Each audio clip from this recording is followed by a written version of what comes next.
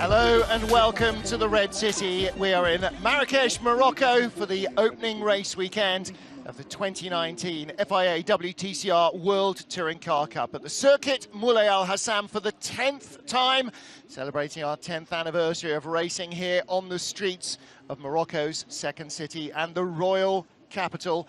The Royal Palace lies just alongside the track. Hello everybody, I'm Martin Haven. Alongside me is Richard Coleman. Down on the grid, Alex Le Gui. She'll be catching up with our drivers before the start of the race and also after this first race of the season. And Richard, all sorts of questions still remain to be answered, and some of them won't even be answered for another 7 or 8 months until we get right into the final knockings of this 24-race title battle. Yeah, absolutely. Tricky weekend for the drivers so far. Difficult conditions in practice. Obviously, it's a very low grip circuit here, not being a permanent circuit. And yeah, a bit of a chop change qualifying session, which saw Ivan Muller put it on the front row in second place. But sadly, he's picked up an engine penalty after an unforced error, rattling the sump guard over the curb. So he'll be starting today's race last. That benefits his teammate, Ted Bjork. On the front row to start alongside poleman Esteban Guerrieri. In fact, it benefits every single man in the field apart from Esteban Guerrieri, because when the guy from second is out, everybody else moves up. So Attila Tassi there, Tassi on the final row of the grid, he was due to start 26th. Even he moves up one spot to 25th. And his plan is going to be to tuck in behind Ivan Muller and try and follow the Frenchman through the gaps that he creates in the field. For men like his teammates, it is all a bonus, and for everybody else, they move up the grid. Now, all the drivers taking part in a photo shoot right at the front of the grid with the trophy here to commemorate the 10th anniversary of racing on this street circuit in Morocco. And we'll also see kids there who've been brought by a local charity, the Al Karam Association. They bring underprivileged kids to events like this to give them an idea of what might be possible in the future for them. Well, for Ivan Muller, the future is probably looking a little brighter than the present, because starting last, even with points going down to 15th position, it's not going to be a big points haul from today. As you say, Richard, he clattered over the big sausage curb in the turn 4 chicane and punched a hole in the sump. And the team, to get him ready for the race, then had to take the car out of Parc Fermé, so it's an automatic grid drop to the back of the grid. And it did require an engine change as well. So the other interesting thing I noticed then, Martin, was on the grid, the team have got the tracking bars on the car, normally to look at the toe of the wheels, the sort of the angle in or out that the wheels are pointing, and that would be quite unusual to be doing that on the grid. Well, the engine was coming out when I looked at the car right after qualifying, but there was also a spare gearbox on the ground in the garage as well, so it may be that engine had to come out to change the transmission. It might be engine and transmission were both changed. And once the transmission comes out, the drive shafts come out, then you just want to make sure that everything is absolutely perfect. There wasn't a lot of time to be messing around with, not a half day to change it in. So the team were a little bit up against it. And actually, they might already be putting themselves into contention for one of the awards for the mechanics at the end of the season that Ascaro, the season sponsor, will be providing. Well, there's the trophy that they'll all be battling for, and there's a whole host of different prizes on offer at this and every other weekend, not just for winning the races, but also for the overall most valuable driver of the weekend. Gabriele Tarquini took that here last year with 1 pole and 2 race wins out of 2 qualifying periods and 3 races. And of course, that laid the foundation for him then going on to win last year's title. Bless you, Ivan. A little bit, lot of pollen in the air, and very different pollen, clearly, from what we're used to at home in the UK, because noses and eyes have been streaming all weekend. It is a little warmer, and although there's quite a lot of cloud overhead, not much of it is grey, so hopefully the race will stay dry. So joining our drivers are all the youngsters who've been brought here by the Al Karam Association. And they, among many, many other Moroccan fans here, will be hoping that their local hero, Mehdi Banani, can produce the sort of results that he did last year when he finished on the podium in one of the races here. Race 2, first race on Sunday. So the cars are on the grid, the drivers are nearby as well.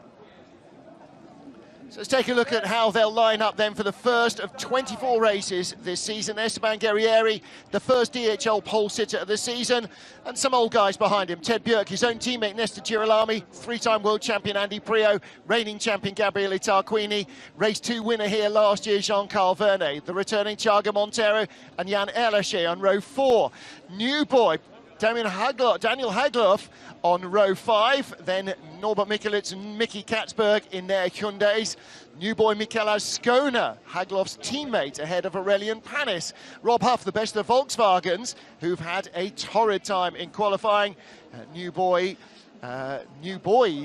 in the Volkswagen camp, struggling just like the old hands. As we go further down the grid, we get down to Attila Tashi and Ivan Muller, who will start on the final row of our grid.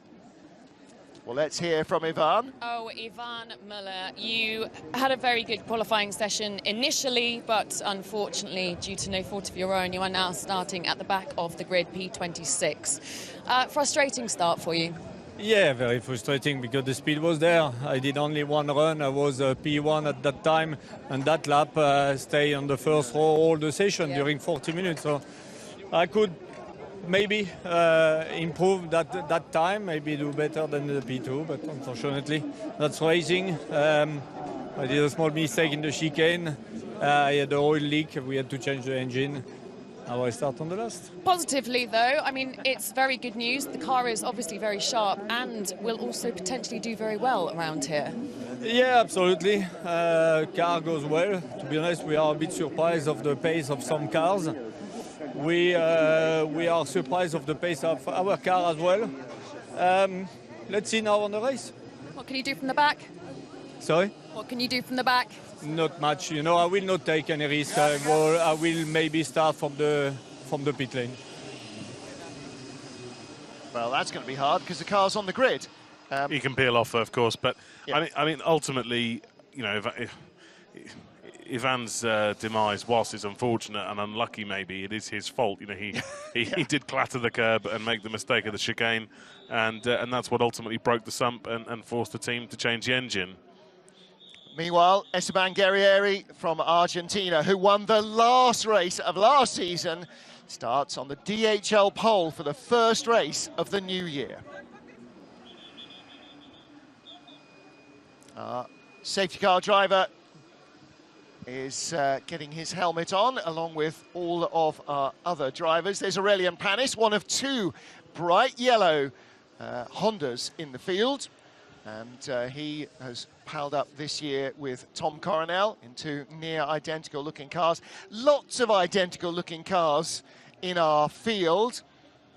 Teams of 2 and an awful lot of them looking absolutely indecipherable and indistinguishable from each other. The good news for us is that the man on pole position's in a yellow car and the man alongside him's in a blue car. So that's going to make differentiating between the 2 of them in the run down to the first corner fairly straightforward.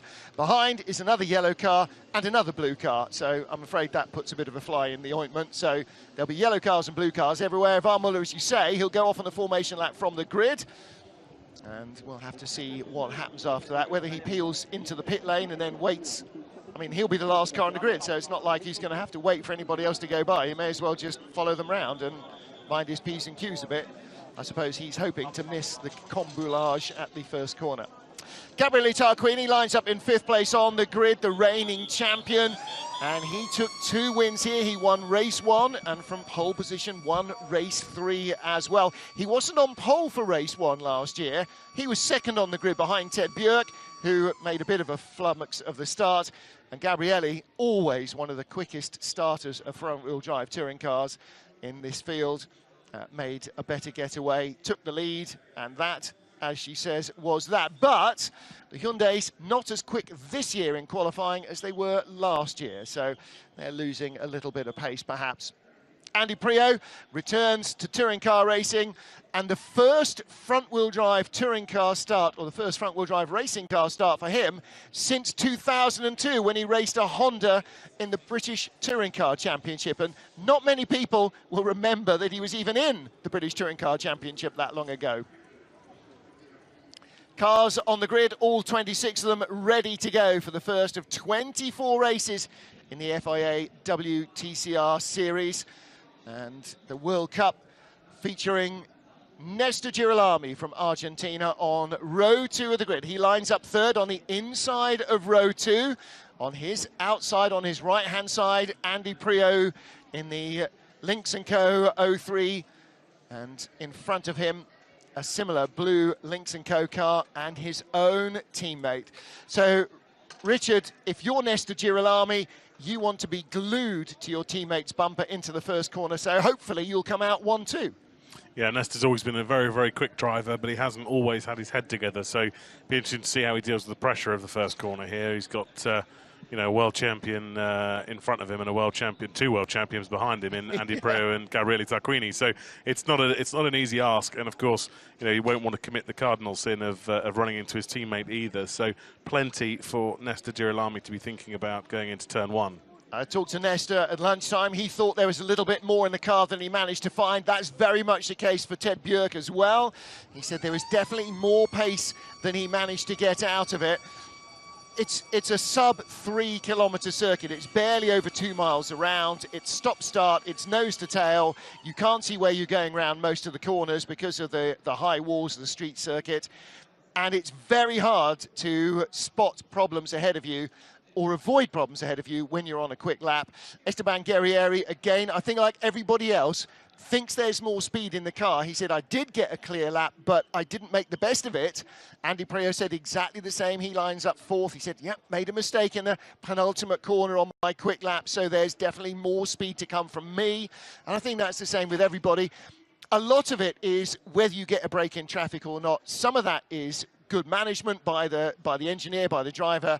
Much of it on a circuit this short and this tight is just pure dumb good luck or otherwise. So you can put all the speed in, whether you get the results out or not, sometimes is a little bit out of your own control. But now it comes a lot more down to the driver's control and a little bit less down to the ultimate speed of the car, because what you've got in qualifying and what you need in the race, not necessarily the same thing.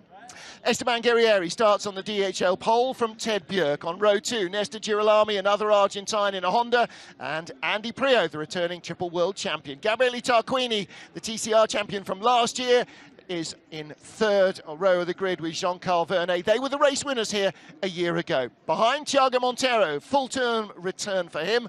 Yann Elaché looking strong. First of the rookies, Daniel Hegloff, ahead of Kevin Chacon in the first of the Alphas on row 5. Then Norbert Mikulits and Nicky Katzberg's Hyundais on row 6. Mikel Azcona, a rookie in his Cupra, lines up on row 7 with Aurelien Panis, new to Cupras, alongside him. Then the best of Volkswagens, Rob Huff, in what was a trouble qualifying for VW Motorsport and SLR. He's ahead of Augusto Farfus, another returning driver.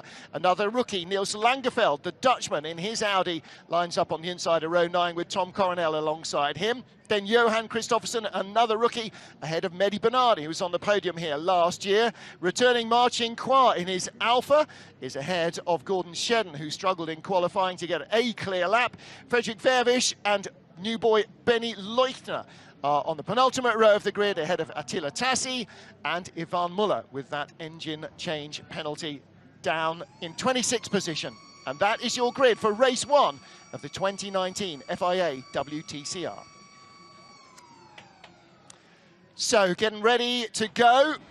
Everybody making their final moments of preparation. And that is the trophy that they will all be battling for. Cars heading off on the final formation lap here in Marrakesh. The season is just moments away. Richard, final checks from the engineers, final words on the radio from the drivers, but now they've got to focus on trying to get a little bit of heat into the tyres. No tyre warmers means their ambient air temperature, which is 14, 15 degrees, maybe 18 if they've been sat in the sunshine. That's not an operating temperature in anybody's book. No, and it's a very, very short way around to the grid, less than 3 kilometres, and there aren't many constant radius corners like the one we see on our screens now. So it's very difficult to get that energy into the tyre on this opening lap, particularly as obviously touring cars have only got drive from one axle as well. So it's very hard to get tyres into the rear, into the undriven wheel. So yeah, it'd be really interesting to see who's going to do a better job of that, because it makes such a big difference on the first lap. Well, despite the fact he starts last, Ivan Muller did actually set the second quickest time, so the championship points have already been started. Esteban Guerrier is our points leader. Andy Priaulx in the points as well, moves up to 4th place, row 2 of the grid for his return to touring car racing. He was a 3-time world touring car champion. So for Guerrieri, Ted Björk alongside, the last World Touring Car champion. Nesta Girolami behind him, his teammate. Andy Priaulx, a triple world champion. Gabriele Tarquini, last year's champion. Jean-Carl Vernet, another TCR champion.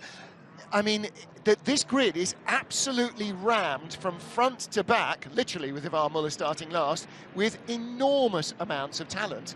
It's going to be an incredibly difficult task to win more than a race or two all season long. Whoever comes out here champion this year will know that they have beaten perhaps the greatest touring car field ever assembled. I thought last year was probably the best class of drivers we've had for 10 years or more, but definitely, you know, we've already surpassed that this year. I mean, if that was even possible. Yeah. So it's going to be fascinating to see how this race pans out. We've had a bit of a scrappy series of sessions this morning, so I think a lot of the drivers aren't really as dialed into this circuit as you'd like, and we've seen a number of them go down the escape road. So it'll be great to see how this race is going to pan out. It's exciting stuff.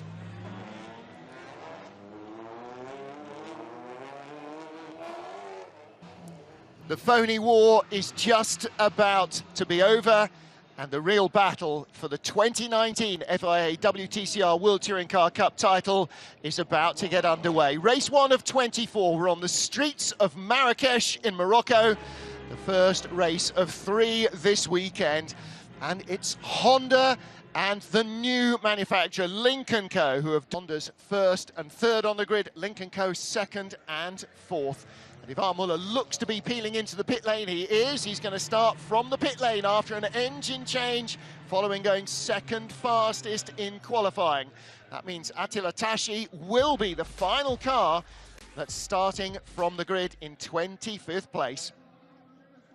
Race 1 of the FIA World Touring Car Cup is just about to get underway. 5 red lights come on the right-hand side of your picture. The poleman, Esteban Guerrieri. Away we go. The season is underway. Guerrieri with Ted Björk, the 2017 World Touring Car champion alongside. Björk trying to go the long way round the outside. Nesta Girolami and Andy Priaulx already rubbing door mirrors. Behind is Gabriele Tarquini's Hyundai. They're 2x2x2. And Guerrieri has the advantage over Ted Björk, but Andy Priaulx going the short way round. Girolami tries to squeeze him into turn 3. Girolami dives out wide, getting in too deep under braking. The car was squirreling and Priaulx's up to 3rd. Rubbing's racing and Priaulx makes his move. So too does Jean-Carl Vernet. He's up to 4th place from 6th on the grid. He's got ahead of Nesta Girolami and Gabriele Tarquini, and there's trouble behind.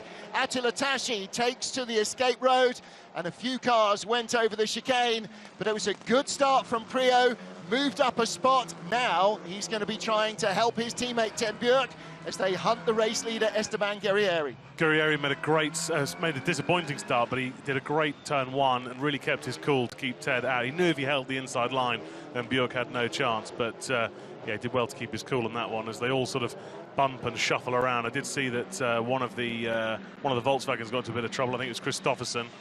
Coronel's in the barriers. He's got shunted off. And Esteban Guerrieri, the leader then from Ted Björk, in their round already at the end of lap 1 of 18. We could add up to 2 further laps if there are safety car situations. 18 laps in race 1, 18 laps in race 2, 21 lap distance for race 3 tomorrow. Johan Christopherson has damage, we're hearing from the cameras trackside, so you're absolutely right there. Identifying one of 4 near identical Golfs. The only difference between them is the flags on the roof. So you saw Rob Huff there, who is currently lying in 15th place. not made much progress. And Mehdi Banani is in, the local boy, with a right rear puncture. And I think Christopherson ended up straddling this curb that the leaders are just shuffling through now, which is where, of course, Ivan Muller got that damage in qualifying. So wouldn't surprise me if Christopherson has got a similar issue. Johan Christopherson, double World Rallycross champion. He'd done plenty of circuit racing as well, so this is not unaccustomed territory to him. And you'll see him with the Swedish flag on his Golf. There's Nicky Katzberg chasing his teammate, Augusto Farfus. In fact, he's chasing Norbert Mikulitz. So Augusto Farfus, who's his literal teammate in the 4-car lineup. It's in pairs with nominally different names run by BRC, the 4 Hyundais. In the same way that all 4 Lynk & Co cars are run by Cyan Racing, but with slight variations in the actual team name. Tom Coronel in the pits, and that's not a great start to his season. Change of car from the Honda that he's driven for the last few years to Cupra. And damage there from impact with the tyres. Yeah, it's not going to polish out, I'm afraid. That's a reasonable connection with the barrier there for Tom. Ivan Muller is still last, but purple first sector and green second sector. Thiago Monteiro in 7th has just set the fastest race lap as he tries to close the gap to the car in front, which is Gabriele Tarquini's Hyundai. And behind him, going with him, is Daniel Haglöf, the young Swede, who makes his debut with the team that he started himself, PWR Racing. 2-car outfit that's graduated from Scandinavian touring cars. That's Haglöf in that flat grey car with the white stripes. Gap back then to Jan Erlaché, 9th place. Erlaché, the blue and yellow Cyan Racing car, and he seems to be holding everybody else up. Verne looks very racy behind Andy Prio, getting right under his bumper as we ride on board with him right now. But yeah, he looks very, very racy at this stage of the race. Christopherson joins Benani in the pit lane, so 2 of our 4 Volkswagens are out. Volkswagen had a torrid time in qualifying. None of them could find any pace. And Verne, you're right, I mean, he had a good weekend here last year. He won the second of the 2 races. And this year, race 2, race 3 and race 1 all give you the same amount of points. So a race 2 win gives you even more than it did last season. The Audi's been pretty handy through the speed traps this weekend as well, so hopefully that means that Verne's got half a chance of being able to make some progress and overtake. Now Andy Prio in 3rd place with the yellow stripe down his blue car. Jean-Carl Verne right behind him in 4th position, but Gordon, beg your pardon, that's Johan Christopherson. Gordon Shedden a little further down the order in his car. He's down in 18th, Jean-Carl Verne in 4th. So there's a big spread of performance between the 2, although the top 21 cars in qualifying were within a second of each other. So this is a hugely tight field. If you blink, you miss a couple of spots every lap in qualifying. Absolutely. I think the other thing we've got to look out for in this race is punctures. We've seen a number of punctures throughout free practice and qualifying. And, you know, whilst I don't expect the same number in the race, it wouldn't surprise me if 1 or 2 cars have got a little bit carried away with their starting pressures or cambers, and that results in a puncture. So let's keep our eye out for that too. Well, Benani is definitely out. Coronel looks like he's out. Christopherson looks like he's out as well. So we're 3 down already. This is the view on board from Thiago Monteiro of the queue in front. Monteiro's in 7th. You see Tarquini moving around in the slipstream of Nesta Girolami, trying to keep the car as cool as he can.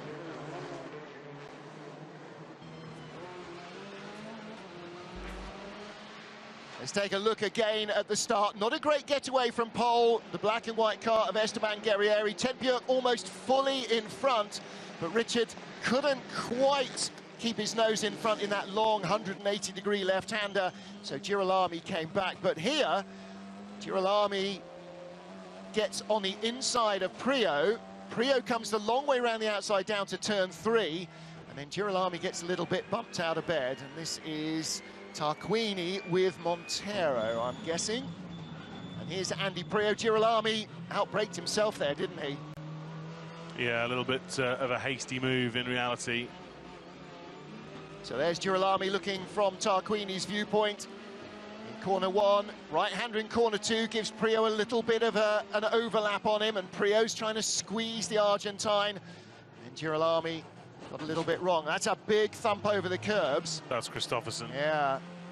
And you see that he immediately loses momentum. Don't get much traction when the car's up in the air. So 5 busy laps already. Nestor Girolami pulling out of the slipstream ahead of Jean-Carl Vernet. Yes, and so is Girolami. Prio's lost 2 spots. That's the problem. You get shuffled out of the pack and you're out of sync, and that's it. In fact, he's lost 3 because Tarquini came by as well. So Vernet has a lunge down inside Prio, makes contact.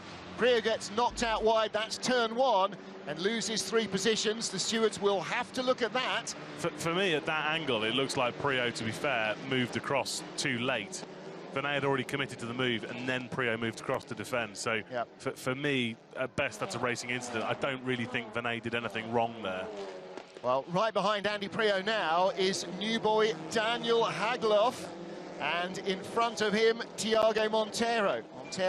Montero with a Honda in that Hell Racing livery that he and Attila Tashi share.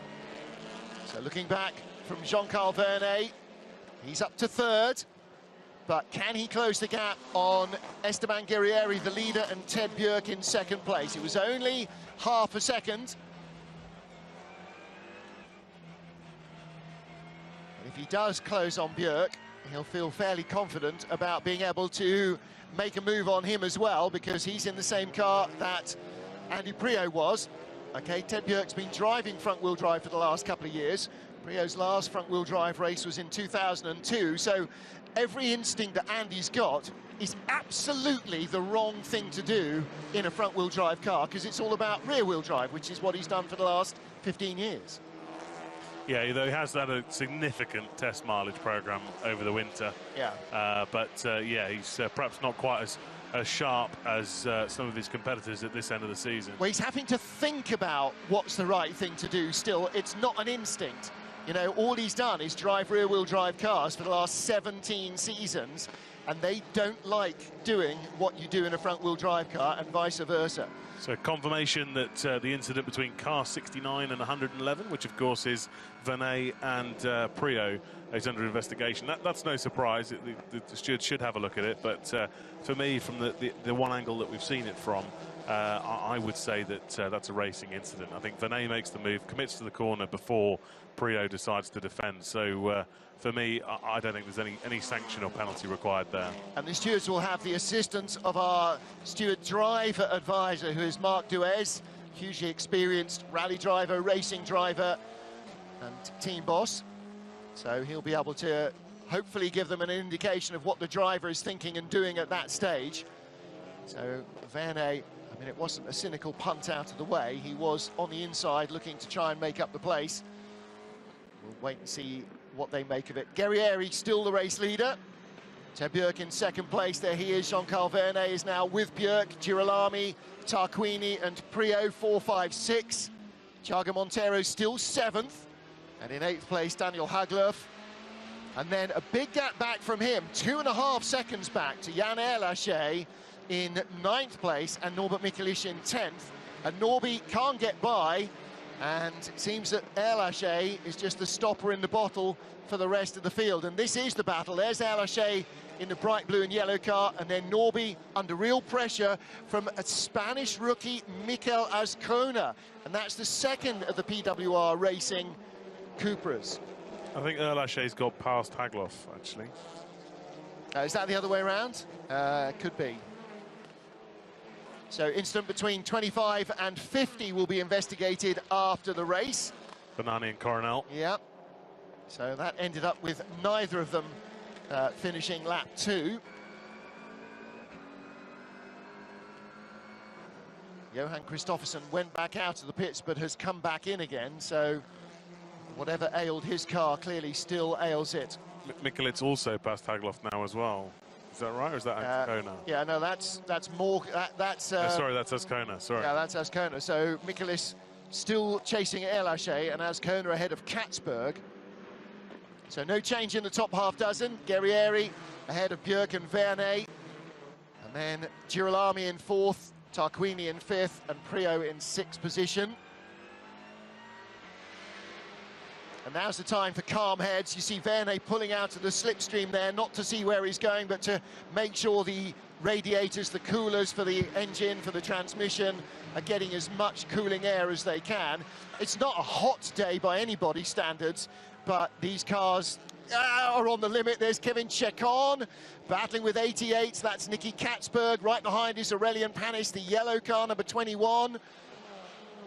And so this is the battle. Well, Katzberg was 12th, no longer. Chekon's got by him. So Katzberg now 13th and Aurelien Panis 14th. So we caught the end of that as the Alpha moved up a spot. Yeah, just going back to Verne, who's pulling out of the slipstream. We know that the Volkswagen Audi cars of the Cupra, the Volkswagen and the Audi, they're all on the edge as far as cooling goes. So he's been tucked up behind a car literally since the race started for 9 laps. So he's probably just starting to get temperatures creep up a little bit, and he needs to be getting into some cool air. That was a lap of mixed fortunes for Giulietta drivers. Kevin Chekon gets a space, and Cinquan Ma pulls into the pit lane. So Ma is in the pits, and Kevin Chekon up to 13th. Points go down to 15th position, which pays 1 point. That's where Rob Huff finds himself. And behind Jan Erleche is this long queue. Erleche, Mikulits, then Azcona, then Chekon ahead of... No, Katzberg ahead of Chekon, or Chekon, no, Chekon ahead of Katzberg now. So he's got ahead of 88 Katzberg. That we saw hadn't been reflected in the timing and scoring till they get to the line. So Chekon in 12th, Katzberg 13th. And then in the points is Aurelien Panis and Rob Huff. And just out, Frederik Vervisch in his Audi. Then Augusto Farfus, car number 8, Niels Langfeldt. Another one of our rookies. He's in the grey Audi. You just saw it there.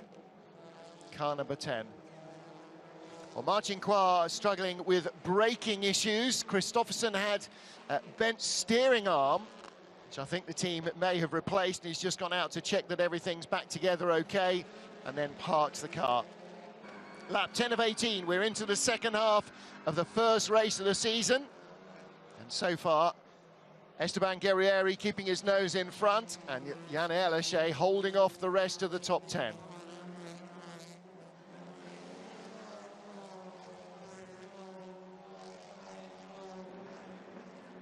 Ten laps almost in the books in the first race of the FIA WTCR here in Marrakesh, Morocco, and Aurelien Panis drops out of 14th position. The Frenchman with a right front puncher, Richard Coleman, I think. That's what we've seen from a number of cars, including his teammate Tom Coronel in free practice, and he is creeping back to the pits to join his teammate in retirement. Yeah, disappointing as he was running in the points and has had a relatively strong weekend so far pace-wise, but yeah, suffering a puncture, which we've seen as a bit of a theme so far today, so wouldn't surprise me if we see somebody else fall victim to that in the remaining 7 laps. Yeah, Coronel's car blew a tyre in first free practice. Gordon Shedden had stopped on the same lap, but it wasn't a puncture. He'd rolled the tyre off the rim. Hyundai on Hyundai going around the outside is 88. That's Nicky Katzberg. And does he get by? Now, did he get by? Is that Norby? Hard to tell. It was Norby, so Mikulits has dropped back. There was also damage on Azcona's Cupra. We saw him smoking. Azcona's up the inside of Mikulits. Barely an overlap there. That's a little less cut and dried. Azcona, though, with damage, ahead of Kevin Chekon. And then Nicky Katzberg, 88, got ahead of Norbert Mikulits, 5. Rob Huff stays in 14th. For me, that was too over-ambitious from Azcona, far too optimistic. Never really was that move on. And, yeah, it would not surprise me to see him pick up a penalty. So the young Spaniard makes his world debut here. A little bit of, quite a lot of damage, actually, on the front of the Cupra. That tyre's not long for this world, is it? I think whatever penalty they apply, he's going to have to hope it happens in this race. OK, so we're on board. Yeah, Mikulits had already defended the line. He knew that an attack was likely. He moved to the middle of the circuit. That was never on. Right, Azcona by that stage, unfortunately, committed to the inside, and so there was nowhere for him to go when Norby shut the door on him. But for me, Mikulits had already moved before Azcona started going to the left. So for me, that move was never on. Well, let's hear from our race leader, Esteban Guerrieri, 7/10 ahead of Ted Björk. It came on and off. I don't know what's what. I don't know. Yellow light, but then off again. 7 laps to go next time. Keep going. 7 laps to go next time. Well, right now, it actually doesn't matter what's going on with the car unless it blows up. You keep going because you do not give away points. You make somebody take them off you. Now, obviously, you don't want the engine to let go, but if it does, it does. And then you have to deal with that tomorrow. Daniel Hegeloff just coming through the pit lane from 8th place. So, unfortunately, the Swedish driver drops out of the top dozen. Ascona still trailing smoke behind at Jan Erlache. This is 9th and 10th. And that incident will be the 3rd to be investigated. Now, they will investigate that one with a bit of jeopardy because both cars are still... one car is still in the race. No, both cars are still in the race. Norbert Michels is still there. Although he is losing place, he's just been passed by Fredrik Vervisch as well. And Rob Huff, I think. Unless that was Farfus behind. Let's hear from Thiago Montero. He currently lies 7th. I have a lot of oil on the screen from the Lincoln Co-car. Lots of oil on the screen. Okay. Copy. So that's coming from Andy Prio's car, which is dropping back. 5-second penalty to, it's flashed off the screen, to car 96 Ascona for causing a collision. That's fair. And that is Niels Langeveld, the Dutch driver, and the way that car bobbled as it came back on track, is that him with a puncture as well? He was in 16th place in his Audi. And if Andy Prio is losing oil, he's definitely losing a little bit of ground to Gabriele Tarquini. And he was saying before the race, he said, me and Gabriele, we're going to be together on the grid. You know there's all that history between us. There's an awful lot of history between him and Gabriele Tarquini. Oh! Right front looks like it had air in it. Looks like he just got offline. No. Yeah, that's... broken right rear suspension. That's from the contact. Yeah.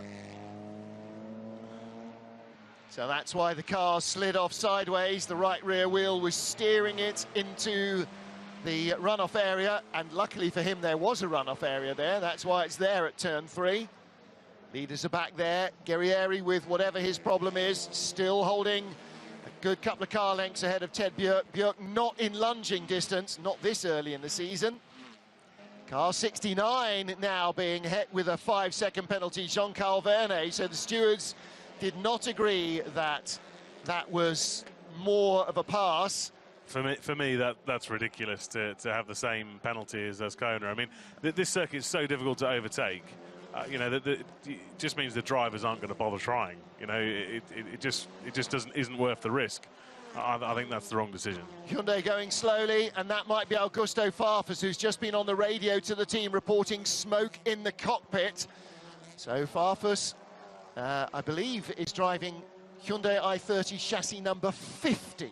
They have been building these cars hard and fast this year, last year. And so we may lose Augusto Farfus from our first race. Well, the 5-second penalty will be added to the time at the end of the race. So Jean-Carl Vernet, currently in 3rd place, plus 5 seconds, will take him down a long way down the order, I'm afraid. Let's hear from the driver of car 8, Augusto Farfus. I smell smoke in the cockpit. Can you see if there is anything on the car? We will check. All right, well, the team will look at whatever they can monitor. The driver will check whatever he can monitor. Meanwhile, it remains the same as with Esteban Guerrieri. Keep pushing. You're in the points. Esteban Guerrieri leads 15 laps into our first race. And there's Niels Langeveld. Not an easy track on which to make your world debut. And the Dutchman also struggling with flu. He said he didn't sleep at all last night. That was way out close to the tyres there from Andy Prio as we ride with Thiago Montero. Prio, it would seem, having more and more trouble getting the big Lincoln Co. 03 slowed and stopped. might be getting a bit of his own oil on his own tyres. Obviously, oil will be coming from the engine bay, and if it's ending up on Thiago's screen, it's almost certainly going to be all over the back of Prio's car, so maybe he's getting a little bit of oil and fluid on his tyres.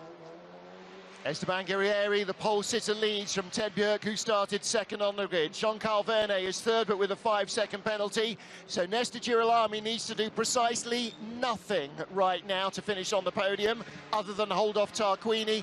Gabrielli not quite close enough. You can see lots of specks of oil on his screen as well. He lies in 5th place, but he will inherit 4th. Let's hear from our reigning champion. You have 2 seconds to Vernet, so it's okay. Keep pushing like this.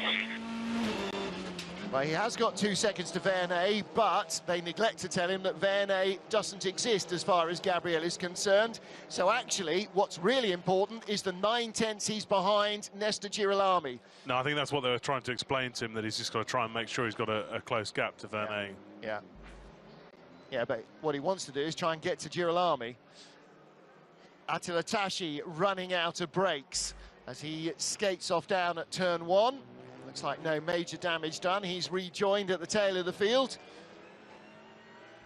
With Jean-Carl Vernet right in front of him. You can see the blue tail of Ted Bjerg.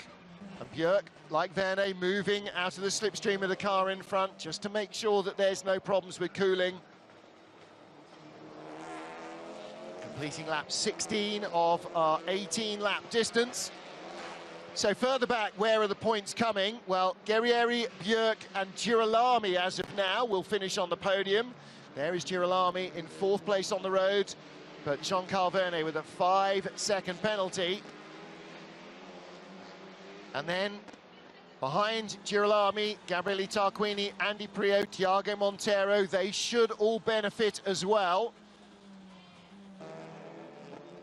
And we're hearing on the radio through the truck that Augusto Farfus now reporting a lot of smoke, not just the smell of it. Presumably he can now see it inside the cockpit. And the team will be saying to him, if you can't see flames, 2 laps, 1 after this, keep going. He's in the points, 15th place, 1 point. As Andy Prio there always says, any point is important. If you're sitting applauding somebody else who's won the title 1 point ahead of you, and you remember back to the day that you pulled out of 15th with a lap to go, then you will not be a happy boy. Montero smells a bit of blood, quite literally. Yep. He's got oil on the screen of the car in front. Looking back at Kevin Chekon, that was the view from Mikel Ascona. And he has a 5-second penalty applied to him, so he'll drop behind Chekon and Katzberg and Mikulic and Huff and Verfish and Farfus. So even more reason. I don't think Gordon Shedden will get in the points from 16th. I think Farfus might move up a spot, so that's a Brucey bonus in terms of points for him. Well, not a bad debut so far for the cars from Cyan Racing. Ted Bjerg lies 2nd, Andy Prio in 6th position, Jan Erlache in 8th, and Ivan Muller up to 18th place. He's got ahead of Attila Tashi and Tanja Haglöf. And we've had 6 retirements so far. Final lap then for Esteban Guerrieri. Clears one of the major hurdles at turn 4. He's done everything he needed to do, hasn't he? Hasn't tried to overdrive, hasn't tried to overwork the tyres. Made sure that he just stays tantalisingly away from Ted Bjerg in 2nd. And that's all he really needed to do.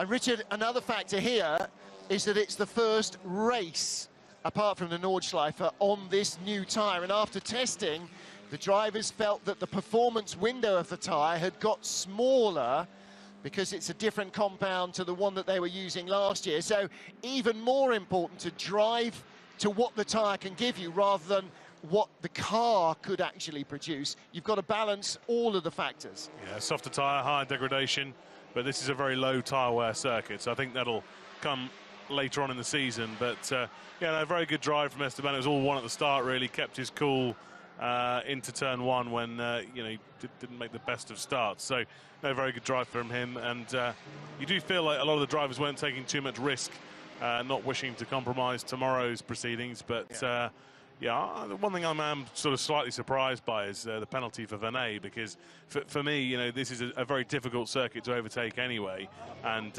all that does is mean the drivers are even less likely to give it a go. And as far as I'm concerned, Prio moved after Venet had already committed. So for me, that wasn't a penalty, but stewards see it differently.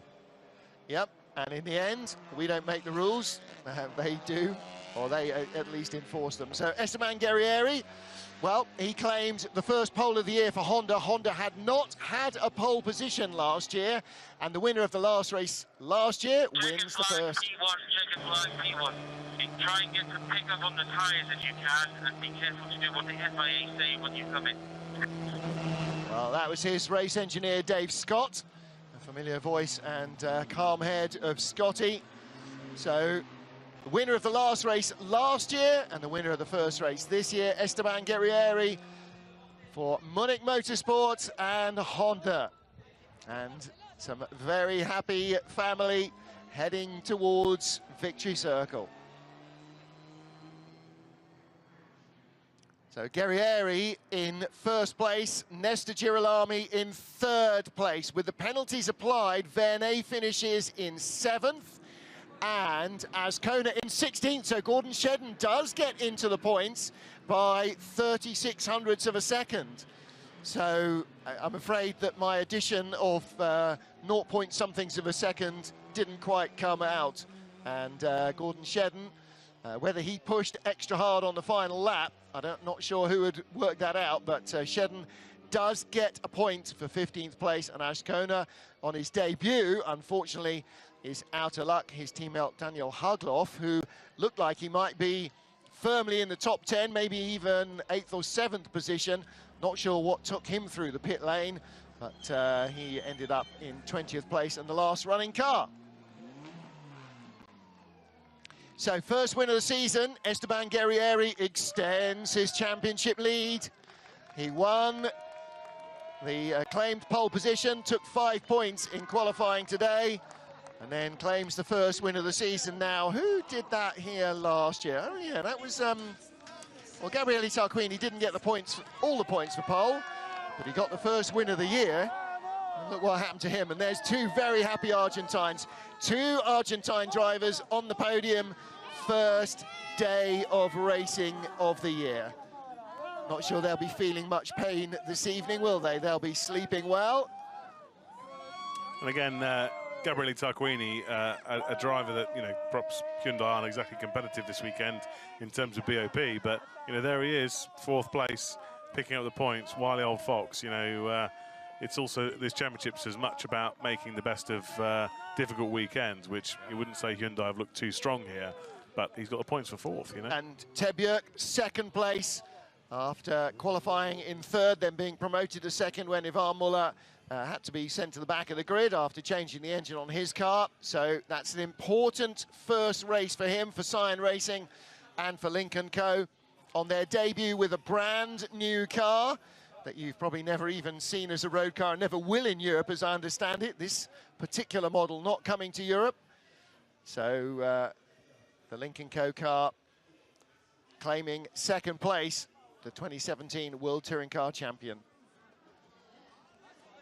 Race 1 done and dusted, and 2 Barcelona-domiciled Argentines on the podium. There's Nesta Girolami, like his teammate Esteban Guerrieri. He spends his season living in Barcelona in Spain, just to be a little closer here than he would be were he back home in Argentina.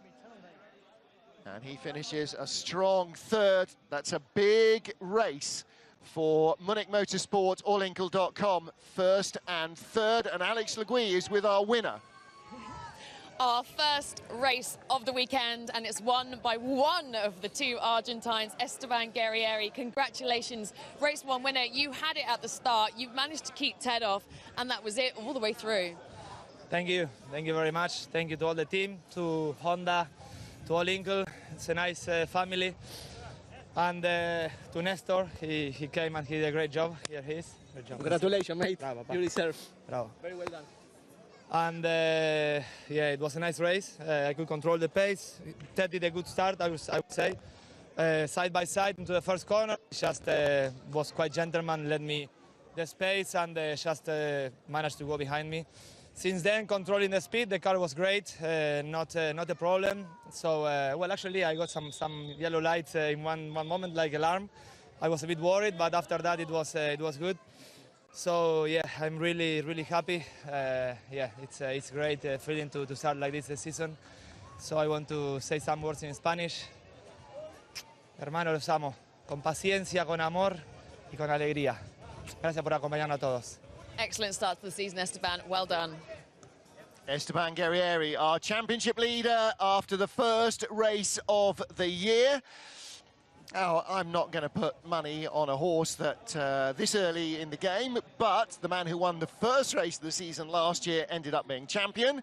And the last time an Argentine qualified on pole on day one of the season, in fact, the last 3 times an Argentine qualified on pole and won race 1 on the first day of the season, he also ended up being champion. But history, schmistery, as Henry Ford once said. Esteban Guerrieri, Ted Bjerk and Nesta Girolami are our podium finishers ahead of Gabriele Tarquini, Andy Prio and Tiago Montero. And the final point goes to Gordon Shedden for Leopard Racing Team Audi Sport, as Miguel Ascona and also J.K. Verne ended up with penalties.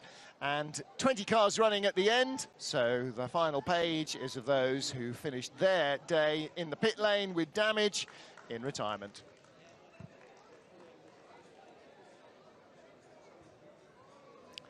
It is 30 points under his belt for Esteban Guerrieri. He leads by 7 from Ted Bjerk. Nesta Girolami lies 3rd, ahead of Gabriele Tarquini, the defending TCR Cup champion, and returning triple world champion Andy Prio lies 5th, ahead of the returning Tiago Montero. Lots of returnings, half a dozen rookies, a brand new mark in the championship in Lincoln Co.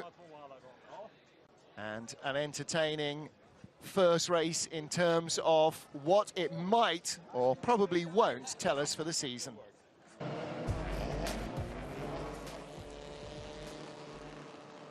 Race 1, the 2019 FIA WTCR World Cup in Marrakesh, Morocco. Esteban Guerrieri starting from pole position, but not as quickly as maybe he wanted to. Ted Bjerk in the brand new Lincoln Co around the outside, as Nesta Girolami held on to the inside line on row 2 from Andy Prio. Guerrieri got his nose in front of Ted Bjerk down into turn 3. Girolami outbraked himself inside Prio down to turn 3. And the triple world champion moved up a spot, bumping and boring all the way through the pack, with the defending World Cup title winner from last year, Gabriele Tarquini, firmly in the mix of the action. First off, Tom Coronel. Contact between he and Mehdi Banani would put them both into retirement. And Andy Prio holding on from Tiago Montero after he had been passed, dropping down from 3rd place. Norbert Mikulitz, victim of a little bit of a late lunge from Spanish rookie Mikel Ascona. He lost 2 or 3 places. Ascona hit with a 5-second penalty, as was Jean-Carl Verne, who was running 3rd on the road after diving inside Prio, making contact and costing the Guernseyman 3 places. At the checkered flag, the first win of the season went to Esteban Guerrieri, with Ted Bjerk in 2nd and Nesta Girolami 3rd, making it a good day for Honda and for Munich Motorsport. And not a bad day for Argentina either. So confirmation of the championship standings there, the top 10. Esteban Guerrieri with the points lead on day 1. There are an awful lot of races and a vast number of points still to be won, starting again tomorrow with qualifying and then race 2 and race 3 here in Marrakesh. Qualifying 11 o'clock local time, 10 a.m. GMT. So you can follow that live. We'll be on air 5 minutes beforehand. And there we go, Q1, Q2, Q3. And then into the races, which start at 4:30 local time, which is 15:30 GMT. William de Braquelaire of Honda Motorsport. looking very happy there with a Honda 1.3. There's Thiago Monteiro. So 3 Hondas in the top half dozen, 2 Lincoln Co's and 1 Hyundai. And just outside the top 6, Jean-Carl Vernet, who was 3rd on the road in the Audi. So the Audi's definitely got plenty of pace. So is the Lincoln Co. So too have Honda and Hyundai, who had the best of the points with Gabriele Tarquini last year. Kevin Chekon, 9th place from him in the Alfa Romeo, and the best of the Volkswagens in 12th position. Please welcome onto the podium in third position from Munich Motorsport is Nestor Girolami.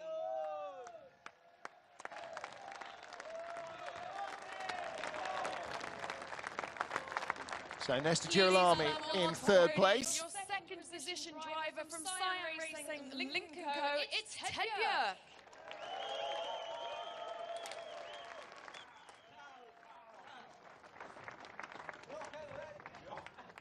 And your winning driver from allinkle.com Munich Motorsport is Esteban Guerrieri.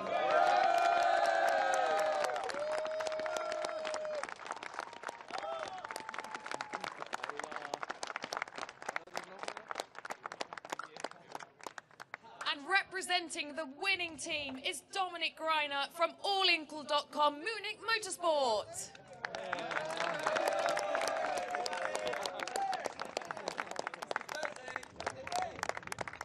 And now the national anthem for both Esteban Guerrieri and allinkle.com Munich Motorsport.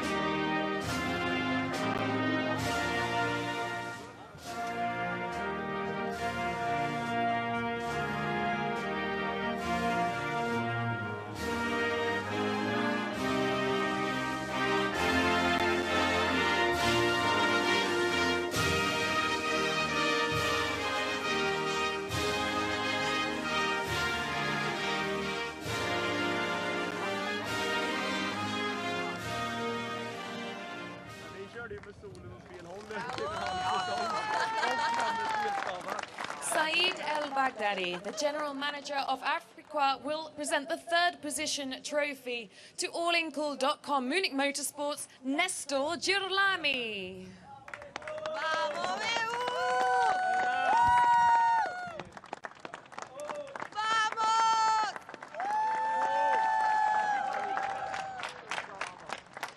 Hidenori Ito, Brand Strategy Department, will present our 2nd position trophy to Cyan Racing Lincoln Co.'s Ted Bjerg.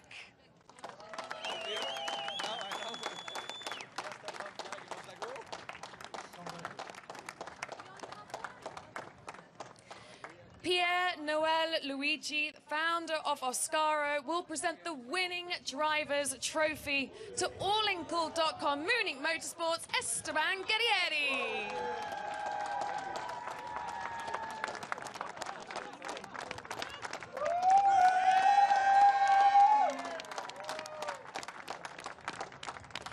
Sylvain Levy, Team Oscaro Experience, will present the winning team trophy to Dominic Greiner of allinkle.com Munich Motorsport.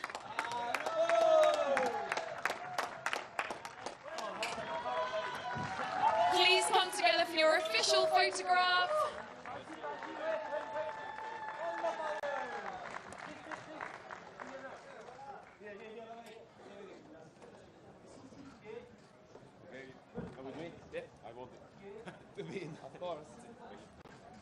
Good work, Dominic. Congratulations. Yeah, good work. Good job, man. Yeah. All right. One more on the podium. Come together one more time, gents, for your official photograph. It's too heavy.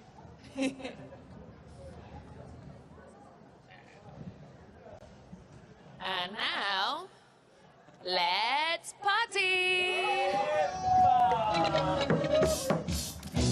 And that is it for day one of the FIA WTCR World Touring Car Cup. Races 2 and 3 Sunday afternoon here in Marrakesh in Morocco. We'll see you then. Bye for now.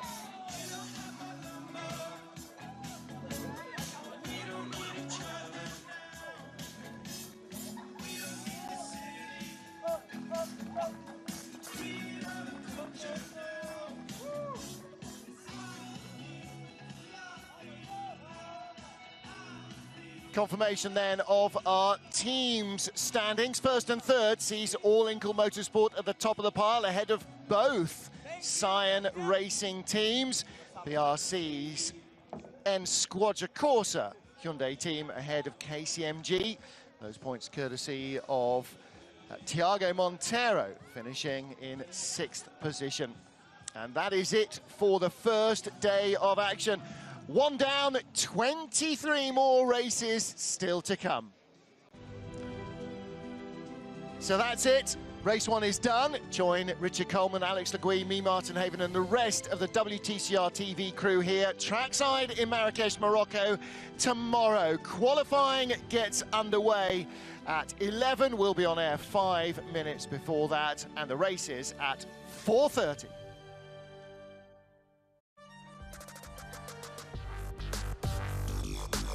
Super Cruise.